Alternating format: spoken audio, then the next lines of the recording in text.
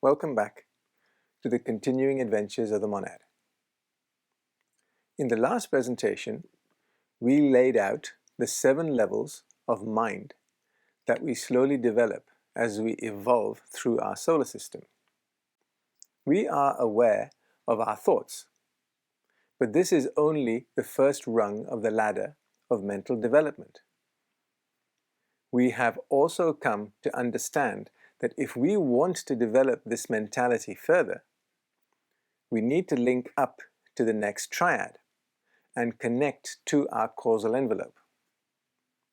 Over many presentations, we have talked about the path of the disciple and the work that has to be done along this path. Central to walking this path is the construction of the Antahkarana. Like everything in the universe, the Antahkarana is built from matter. But what exactly is this mind stuff made from? That is the topic of this presentation. The Oriental term for the building material of the Antahkarana is chitta, and there are 3 types of this stuff. Well, when we say 3 types, we really mean 1 type that is qualified and conditioned differently. We need to step back a bit and reflect on the fact that there are some fundamental laws operating in our solar system. They state that substance that manifests in time and space have been karmically conditioned. What exactly does that statement imply? It means that what we have to work within our solar system has been conditioned by our solar as well as our planetary logos in previous incarnations that they themselves have experienced. Karma here should not be seen in a negative context. It just means that everything has a history, and that history determines what can and cannot be done with something in the future. This concept has been communicated to humanity through various systems of thought, but they all center on one theme. The theme is one you are now familiar with, that of the Trinity. This Trinity in Hylozoics starts with the Holy Trinity of matter, motion, and consciousness.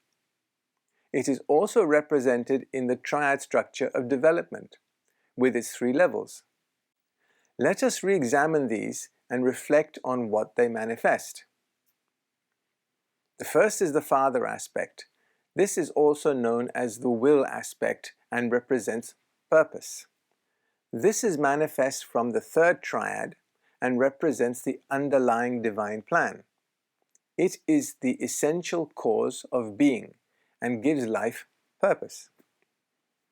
This is the driving force behind evolution. If you describe it as a sound, it is the sound of synthesis.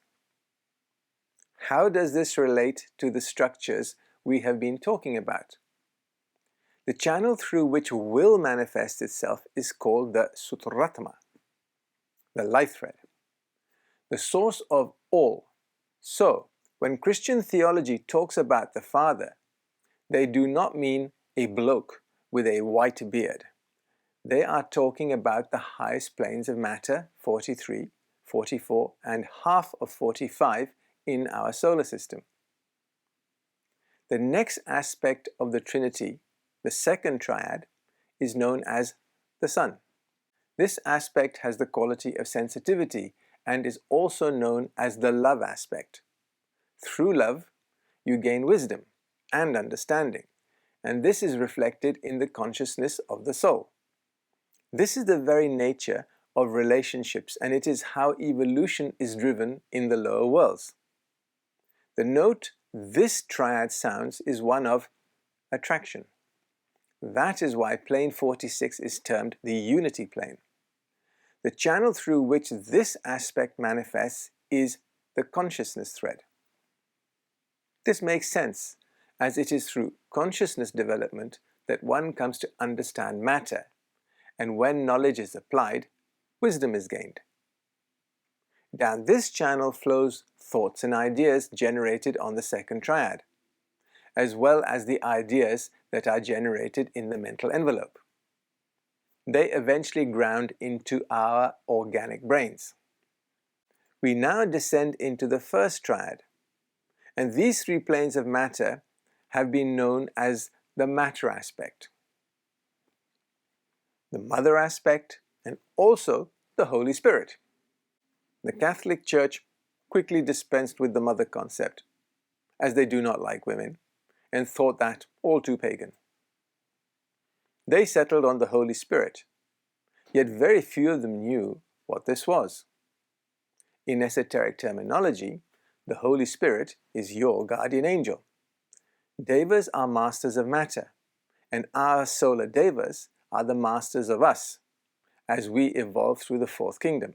So when the Holy Spirit descends upon you, the connection that is being talked about is the connection with your soul or higher self, which is the solar deva. This connection into the three lowest planes of matter is highlighted in what is termed the intelligence of substance and leads to the nature of form. This is what responds to mental impulses that drive evolution. The note that represents this energy is called the song of nature. The thread utilized to drive this evolution is called the creative thread. In previous presentations, we talked about these three threads in a generic sense.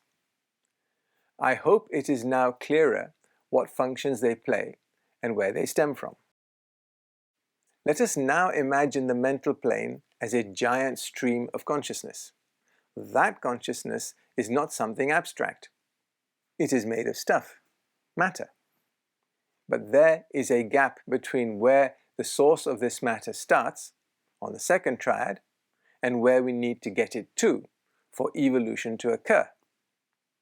A bridge has to be, therefore, constructed. We are talking about the rainbow bridge, the Antahkarana. This is why we have the symbolism of the path and the stories of spiders and webs. We need to anchor our silk thread and climb up along it.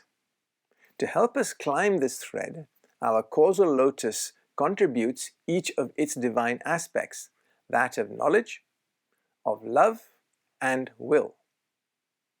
This connection can only be made when the persona becomes orientated, regulated, and creative.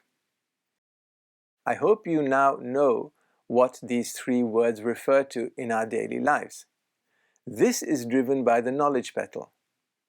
The next step is to recognize and react to the quiet whisperings of our solar deva and allow them to begin to influence our daily activities. This is not a submission of our free will to the will of another, but to let the conscious soul incarnate in our daily lives and actions. The love petal drives this process. Finally, the persona begins to receive the first impressions of the monad. This is not some all-knowing aspect of yourself that you always knew you had. No. It is connecting into a level of consciousness where the monad, focused in its mental body, is prepared to submit to the will of God. That all sounds very much like a master-slave relationship. For that reason, it is better to think of it as a conscious integration into the unity of all life. Get this right, and you begin to unfold your will petal, which allows you to overcome all obstacles. This leads to the monad cooperating with the purpose of the hierarchy in interpreting the will of God as it is expressed to us through love. And by love we mean unity. The aspects outlined in this presentation represent the totality of the divine energies that flow towards us. But when we think of them specifically in terms of the Antahkarana, they express themselves in substance in the following way. At the first level, they express themselves in the concrete mind, when the monad becomes receptive to common sense. The goal is to materialize form in nature. This is a reflection of spiritual will and is known as Atma. It enters us via the throat chakra, and this we know as knowledge. From the second level, the goal is to individualize the mind by connecting to the soul. This is known as the middle principle of Buddhimanas. We call it unity mind. This is a reflection of the mental substance of the monad and is expressed as love wisdom. It anchors itself through the heart chakra and manifests as love. The final aspect links the higher abstract mind, which is the transmitter of unity consciousness. This reflects the divine nature. Just think about that sentence. Reflects the divine nature. What does that mean? The divine plane 44 is on the third triad, and the unity plane 46 is on the second. Just as the first triad is referred to as a reflection of the second triad is a reflection of the third. Love, conditioned in this way, is intuitive, leading to understanding and inclusiveness. Here again is the concept of unity. This aspect connects to us through the head center and is termed sacrifice. This is also the name often given to the will petal. There are other configurations of these aspects of manifestation, but what has been given in this presentation serves as a good indication of the relationship between the monad, the soul, and its persona, as they express themselves through certain focal points on the mental plane. In the next presentation, we continue to explore how the monad achieves fusion between different states of consciousness. Thank you.